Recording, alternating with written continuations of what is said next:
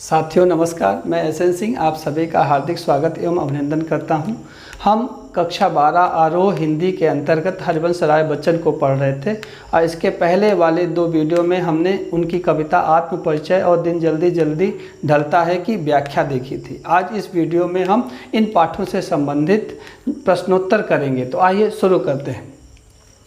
कविता एक ओर जगजीवन का भार लिए घूमने की बात करती है और दूसरी ओर मैं कभी न जग का ध्यान किया करता हूँ। विपरीत से लगते इन कथनों का क्या आशय है? मतलब एक तरफ तो कहता है कि कभी कि मैं जगजीवन का भार लिए फिरता हूँ, दूसरी ओर कहता है कि मैं कभी न जग का ध्यान किया करता हूँ। ये एक दूसरे से विपरीत से शब्द हैं, एक विपरीत से कथन है। इनका मतलब क्या है? अगर पहली लाइन का मतलब समझे कि मैं जग जीवन का भार लिए फिरता हूँ, तो व्यक्ति को समाज से कितनी भी ईर्ष्या मिले, कितनी भी पीड़ा मिले, कितनी भी कष्ट मिले, क्योंकि समाज में ईर्ष्या है, द्वेष है, एक दूसरे के प्रति आप कह सकते हैं कि जलन है, उसका भला ना देखने की चाहत है लोगों में। तो ऐसी स्थिति में किसी भी व्यक्ति को समाज अच्छा नहीं लगता है, तो समाज से उसे कष्ट मिलते हैं। तो समाज से कष्ट मिलता है, लेकिन फिर भी व्यक्ति समाज से अलग होकर नहीं रह सकता। क्यों नहीं रह सकता? क्योंकि व्यक्ति एक सामाजिक प्राणी है और समाज से उसका संबंध प्रीति कलह का है। समाज में उसे अच्छे दिन भी मिलते हैं, सम्मान भी मिलता है, तो समाज में उसे कष्ट भी मिलता है। तो चूँकि कवि को समाज से कष्ट ज़्यादा मिले हैं, उसे पीड़ा ज़्यादा मिली है, उसे दुख ज़्यादा मिला है, इसीलिए वो कहता है कि जगजीवन का भार लिए फिरता हूँ। दूसरी स्थिति समझते हैं।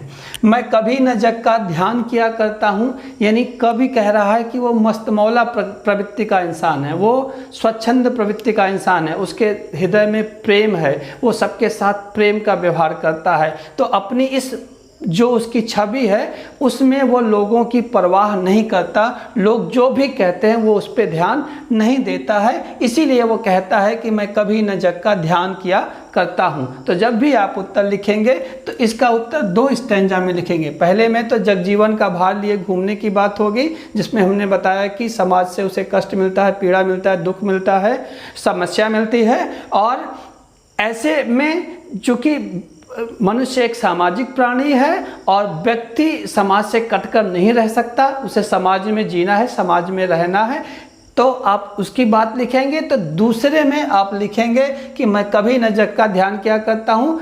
किसके? कवि की मस्तमौला प्रवृत्ति के बारे में, उसकी छवि के बारे में, उसके अंतर मन में बसे हुए प्रेम के अथाह समुद्र के बारे में, जिससे वो लोगों से बेहतर व्यवहार करता है, लोगों से अच्छा व्यवहार करता है और वो इस बात पे कतई ध्यान नहीं देता है कि लोग उसके बारे में क्या सोचते हैं। तो इन दोनों स्टैंजा, दोनों में अलग अलग आप 2 स्टैंजा लिखेंगे, दोनों में अलग अलग बात लिखेंगे, पहले वाले में इसकी, दूसरे वाले में इसकी, तो आपको एग्ज़ाम में पूरे नंबर मिलेंगे। बढ़ते हैं अगले प्रश्न की ओर कि जहाँ पर दाना रहते हैं वहीं नादान भी होते हैं। जहाँ पर दाना रहते हैं वहीं नादान भी होते हैं। कवि ने ऐसा क्यों कहा होगा? जहाँ दाना रहते हैं वहीं नादान भी होते हैं। तो दाना एक फारसी शब्द है। दाना कैसा शब्द है? एक फारसी शब्द है और ये शब्द जो है इसका मतलब होता है बुद्धिमान ना। और कवि का कहने का मतलब है कि जहाँ दाना रहते हैं वहीं नादान भी रहते हैं। मतलब जहाँ बुद्धिमान मनुष्य हैं वहीं मूर्ख भी रहते हैं। यानी व्यक्ति में, समाज में हर जगह पे आपको दोनों चीज़ें मिलेंगी, अच्छी चीज़ें भी मिलेंगी, बुरी चीज़ें भी मिलेंगी। समाज में अगर बुद्धिमान व्यक्ति हैं तो समाज में मूर्ख व्यक्ति भी हैं। अगर आपके अंदर अच्छाई है तो आपके अंदर बुराई भी है। समाज में कुछ अच्छी चीज़ें हैं तो समाज में बुरी चीज़ें भी हैं। और वास्तव में अच्छा बुरा कुछ नहीं होता, चीज़ें समय सापेक्ष होती हैं, समय सापेक्ष होती हैं। कोई व्यक्ति आपको किसी स्थिति में लग सकता है कि ये मूर्ख है, लेकिन दूसरी स्थिति में आपको लग सकता है कि बुद्धिमान है। गांव के प्राणी को देख लीजिए, आप वहां पे जाएंगे, आप उनसे अंग्रेजी में बतियाइए, वो आपके एक भी शब्द का उत्तर नहीं दे पाएंगे। लेकिन जब आप उनसे खेती की बात करेंगे, किसानी की बात करेंगे, तो वो आपसे महारत हासिल रखते हैं। यानी आप कह सकते हैं कि अंग्रेजी जानने के मामले में वो मूर्ख हैं, उनको अंग्रेजी नहीं आती है बिल्कुल। लेकिन अब जब आप खेती कृषि की बात करेंगे तो वो आपको मूर्ख साबित कर देंगे। तो कहने का मतलब ये है कि चीज़ें समय स्थितियों के सापेक्ष होती हैं। लेकिन यहाँ कवि का मतलब क्या है कि जहाँ दाना है वहीं नादान है, जहाँ बुद्धिमान रहते हैं वहीं मूर्ख भी रहते हैं। यानी समाज जो है अच्छाइयों बुराइयों सबसे मिलकर बना होता है। व्यक्ति अच्छाइयों और बुराइयों से मिलकर बना होता है। हमारे अंदर अच्छाई है तो हमारे अंदर बुराई भी है, आपके अंदर अच्छाई है तो आपके अंदर बुराई भी है। इसी तरह समाज में भी जहाँ मूर्ख है वहीं बुद्धिमान भी हैं। कवि ने इसलिए ऐसा कहा होगा सामाजिक स्थिति को देख करके। एक स्थिति और हो सकती है, दूसरी स्थिति क्या है, व्यक्ति कवि का अपना अनुभव रहा होगा। अनुभव क्या रहा होगा, चूँकि पता है कि उसकी पत्नी श्यामा की मृत्यु हो चुकी है, वो उसके वियोग में है, उसके प्रेम में है। अब कुछ लोग जो सामाजिक व्यक्ति हैं कुछ तो उसके दुख को समझते होंगे और उसको दुख को भुलाने में उसकी मदद करते होंगे कि वो वास्तव में उसका जीवन फिर से पटरी पे आ जाए। तो कुछ व्यक्ति ऐसे भी होंगे कि उसका मजाक उड़ाते होंगे कि ये देखो पत्नी के गम में हो गया है। तो दोनों स्थितियां हो, तो व्यक्ति कवि का अपना व्यवहार भी हो सकता है, अब कवि का अपना अनुभव भी हो सकता है। इस वजह से उन्होंने ऐसी बातें कही होंगी। इन प्रश्नों का जो भी आप रिटन में अगर चाहेंगे उत्तर तो आपको उत्तर मिल जाएगा। डिस्क्रिप्शन बॉक्स में जाइएगा, वहाँ पे सभी प्रश्नों के उत्तर आपको लिखे मिलेंगे। फिलहाल यहाँ समझने की कोशिश की, क्योंकि एक बार आपकी समझ में आ गया तो फिर कहीं कुछ करने की ज़रूरत नहीं है, रटने की ज़रूरत नहीं, बस समझने की ज़रूरत है। तो मुझे लगता है ये प्रश्न आपकी समझ में आ गया होगा। बढ़ते हैं अगले प्रश्न की ओर। मैं और जग और कहाँ का नाता, पंक्ति में और शब्द की विशेषता बताइए। मैं और जग और कहाँ का नाता, पंक्ति में और शब्द की विशेषता बताइए। तो यहाँ देखिए और शब्द 3 बार है, एक बार ये है, दूसरा ये है, तीसरा ये है। और यहाँ पे और शब्द के 3 अर्थ भी हैं। और शब्द 3 बार प्रयुक्त हुआ, 3 अलग अलग अर्थ हैं। तो हम कह सकते हैं कि और शब्द में यमक अलंकार है। कैसा अलंकार है, यमक अलंकार है। क्यों, और शब्द 3 बार प्रयुक्त हुआ और तीनों बार उसके अर्थ अलग अलग है। एक शब्द एक से अधिक बार आए, उसका अर्थ अलग हो तो कौन सा अलंकार होता है, यमक अलंकार। तो पहला 2 लाइन तो आपका उत्तर यही होगा कि और शब्द यहाँ 3 बार प्रयुक्त हुआ, तीनों का अर्थ अलग अलग है, इसलिए यहाँ इसमें इस पंक्ति में यमक अलंकार है। अगले आगे देखते हैं। मैं और, कभी कहता है कि मैं और, मैं भिन्न हूँ, मैं अलग हूँ। तो मैं और का मतलब मैं भिन्न हूँ, मैं अलग हूँ। क्यों, क्योंकि उसके अंदर प्रेम है, उसके अंदर करुणा है, उसके अंदर मानवता है, उसके अंदर दूसरों से सद्व्यवहार करने की इच्छा है। ठीक है, तो पहला तो ये हो गया मैं और, मतलब मैं अलग हूँ, मैं भिन्न हूँ। किससे, समाज से। तो मैं और कैसे, क्योंकि मेरे अंदर करुणा है, मेरे अंदर प्रेम है, मेरे अंदर सद्व्यवहार करने की इच्छा है। किसको कह रहा है, कभी अपने आप को कह रहा है। दूसरा और जग ना, मैं और जग और मतलब जग दूसरा है ना। तो मैं और का मतलब समझ में आ गए। जग और का मतलब है कि जग अलग है, उसमें क्या है, उसमें विद्वेष है, उसमें ईर्ष्या है, उनमें जो है कह सकते हैं दूसरों को हानि पहुंचाने की इच्छा है। तो तमाम बुराइयां हैं संसार में। तो संसार क्या है, अलग है।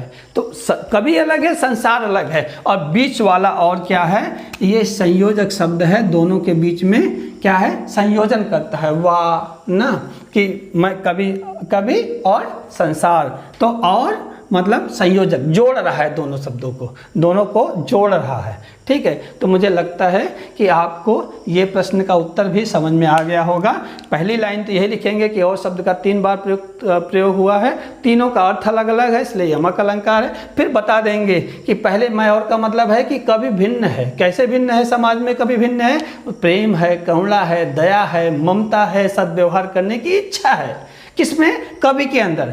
फिर दूसरा जग और, जग भिन्न है। कैसे भिन्न है, उसमें द्वेष है, उसमें बुराई है, उसमें लोगों को अपमान करने की प्रवृत्ति है, दूसरों का नुकसान करने की प्रवृत्ति है। तो जग भी क्या है, अलग है। ठीक है, अब तीसरा और, इसका ये संयोजक शब्द है जो दोनों शब्दों के बीच में संयोजन का कार्य करता है, जोड़ का कार्य करता है, जुड़ाव का कार्य करता है। ठीक है, मुझे लगता है ये आपके समझ में आ गया होगा।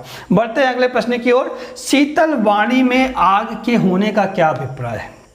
शीतल वाणी में आग के होने का क्या अभिप्राय है। अब ये देखिए कि शीतल वाणी में आग, ठीक है, ये विरोधाभास है कि वाणी शीतल है लेकिन आग है।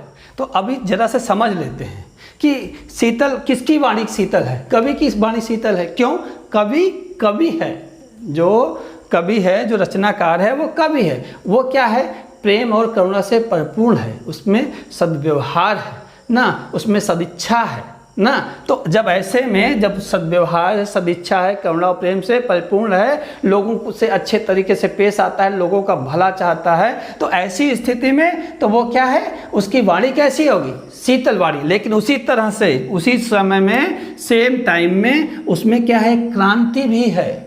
किसके प्रति क्रांति है, समाज के प्रति। क्यों, समाज की जो बुराइयां हैं उनके प्रति उसमें विद्रोह है, उनके प्रति, समाज की बुराइयों के प्रति कवि के मन में, कवि के हृदय में, कवि के दिल में विद्रोह है। विद्रोह कैसे है कि वो इन बुराइयों को खत्म करना चाहता है और उसे लगता है कि उसकी वाणी में इतना ओज है, इतना तेज है, इतना प्रकाश है, इतना असर है कि वो लोगों के अंदर विद्रोह की भावना पैदा कर सकता है, बदलाव की भावना पैदा कर सकता है, क्रांति की भावना पैदा कर सकता है। इसीलिए उसने कहा कि शीतल वाणी में आग है, कवि की शीतल वाणी में आग है। ठीक है, आगे ये तो था आत्मपरिचय से पहले 4 प्रश्न। और अगला देखें, बच्चे किस बात की आशा में नीड़ों से झांक रहे होंगे। बच्चे किस बात की आशा में नीड़ों से झांक रहे होंगे। नीड़ माने होता है घोंसला। अब यहाँ प्रवृत्ति किसकी है, बात आ गई चिड़िया की। चिड़िया के बच्चे अपने घोंसलों से झांक रहे हैं। क्यों झांक रहे हैं, बच्चे किस बात की आशा में नीड़ों से झांक रहे होंगे। आशा माने उम्मीद, आशा माने ना क्या, एक इच्छा जो कि कोई इंतजार करवाए, वो है आशा ना। तो नीड़ों से, घोंसलों से झांक रहे होंगे।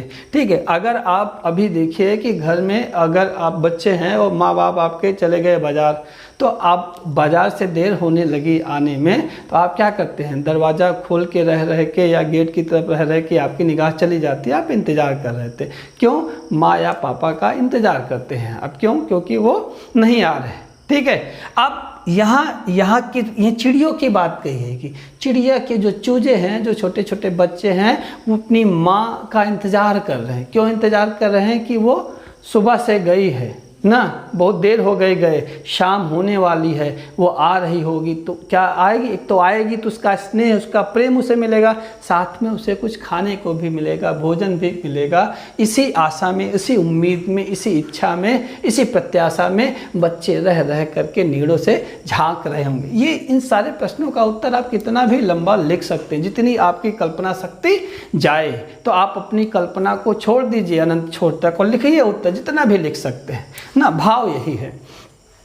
अगले बढ़ते हैं कि दिन जल्दी जल्दी ढलता है कि आवृत्ति से कविता की किस विशेषता का पता चलता है। दिन जल्दी जल्दी ढलता है। ठीक है, कोई चीज़ अगर हम जब भी करना चाहते हैं और हम समय की घड़ी देख के एक टाइम बाउंड में उसे करना चाहते हैं, तो हमको लगता है कि समय भाग रहा है, समय दौड़ रहा है। और आप महसूस कीजिए कि आप पहुंचना चाहते हैं मंजिल तक और आपको सूरज अस्त होने के पहले पहुंचना है, तो आपका एक ध्यान तो कहाँ पे होगा, अपने कदमों पे, अपनी तेजी पे, अपनी चाल पर। तो दूसरा ध्यान आपका सूरज की ओर होगा। तो आपको लगेगा कि नहीं भाई, समय तो बहुत तेज़ी से भाग रहा है। अब जरा कविता के संदर्भ में इस बात को समझें।